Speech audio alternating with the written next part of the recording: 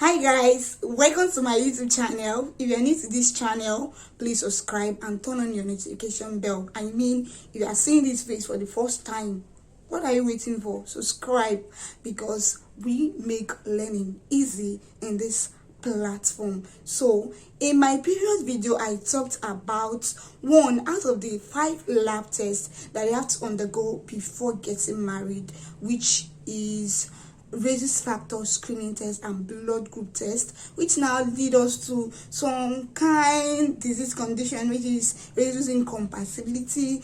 If you want to know more about it, go check it out. It's very interesting and easy to understand. So in today's video, I'll be talking about the second lab test, which is genotype. What is genotype and why is it so important that you have to know your hemoglobin genotype before getting married? These are the questions I have answers to, so do me a favor by watching till the end of this video. I'll be right back.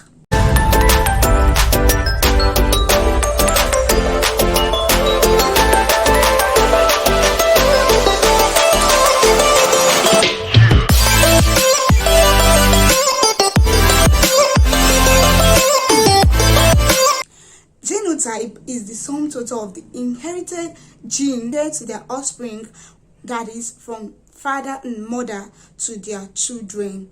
And hemoglobin genotype are 4 in numbers, which is AA, AS, SS, AC. AC is the uncommon one. It's kind of rare. So we are going to talk about the AA, AS, and SS. Hemoglobin genotype. What is hemoglobin? Hemoglobin is a protein in the red blood cell that transports oxygen.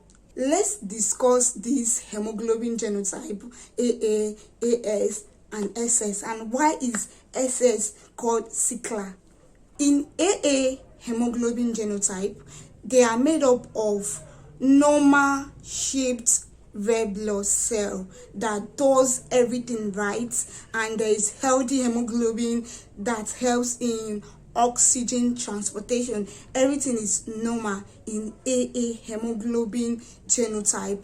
But in AS hemoglobin genotype, they are made up of more of normal shaped red blood cell and few of abnormal shaped red blood cell, that is sickle shaped red blood cell. So that is why they are called carrier, because they have sickle cell traits, but it's not obvious because there is a higher number of normal red blood cell that produces blood. Their lifespan is 120, and there is enough hemoglobin in oxygen transportation. So sickle cell symptoms is not obvious in them.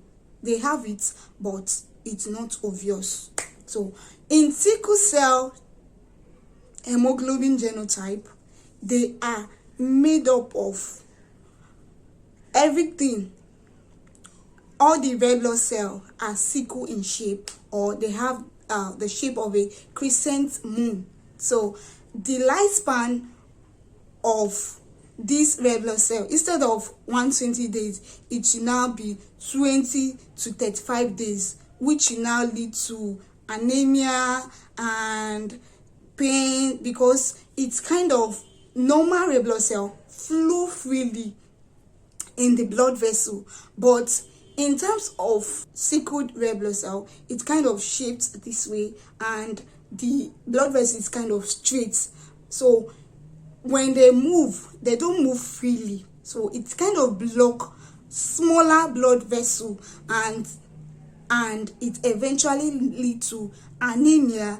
And when the road is blocked, the bus cannot transport oxygen. That is, the hemoglobin now is the box. It is bus or motor or car that carries oxygen, but when the road is blocked, it cannot supply oxygen to other body, which now leads to pain, which is the major symptoms of sickle cell crisis. So that now leads us to sickle cell anemia. So why is it important for you to know your hemoglobin genotype? It is important for you to know your hemoglobin genotype because there is compatibility issues that has a devastating effect when it comes to conception. A can marry AA. Good. AA can marry AS. AA can marry SS. AS cannot marry AS. AS cannot marry SS. SS can marry AA. SS cannot marry AS. So I'll be showing you some illustrations of the compatibility pattern. My brothers and sisters in Christ that think that faith works in genotype, it's not true. You know, if you fight or fight. The Bible, when King Herod wanted to kill child Jesus, God sent the angel of God to Joseph and Mary and told them to flee with child Jesus. So, don't be you go fight or fight. So, now me be angel T and the trauma that is being sent to you to tell you that AS and SS cannot marry despite your faith. God have given you an angel like me to tell you to flee. Flee. Don't allow spirituality, cover your sense of reality. Many children are suffering from sickle cell anemia because of the wrong decision. Enough of all this, my pastoral message. Let's get into business. What is sickle cell anemia and can lead to this sickle cell anemia? Do you know that 1,000 children, or baby rather, are born yearly with sickle cell anemia, and 100 of them don't even live to see their 5th birthday? So sad, right? So you now see why it's important for you to know your hemoglobin genotype. Yes, you can actually marry the love of your life. Yes, you are AS and is AS. You can marry, but don't give birth, because you're kind of, bringing a child into this world to suffer. If you want to suffer, suffer alone and leave the innocent unborn child out of it. So when AS and AS marry, AS and SS marry, there is probability of them giving birth child with sickle cell anemia. And what happens in sickle cell anemia?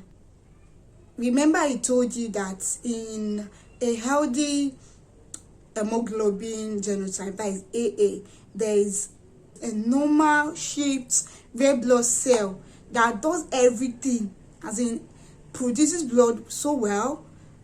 The oxygen transportation is not obstructed, so there is a balance in the body demand and body supply of blood and oxygen, and their lifespan is 120 days. But it's different in sickle cell. Their lifespan are shortened, and there is breakdown of red blood cell, which now leads to anemia. So let's go to the symptoms of sickle cell anemia. One is anemia. Anemia, because normally a healthy red blood cell lifespan is 120 days, but in sickled red blood cell, it's 20 to 35 days, which now leads to breakdown, hence reduced blood, and due to the blockage there is reduced oxygen supply, which now leads to fatigue. They are always tired. The second one is pain. Because of the blockage, the major thing now is lack of blood and lack of oxygen. So due to these two major factors, there is pain in numerous places, especially joint pain.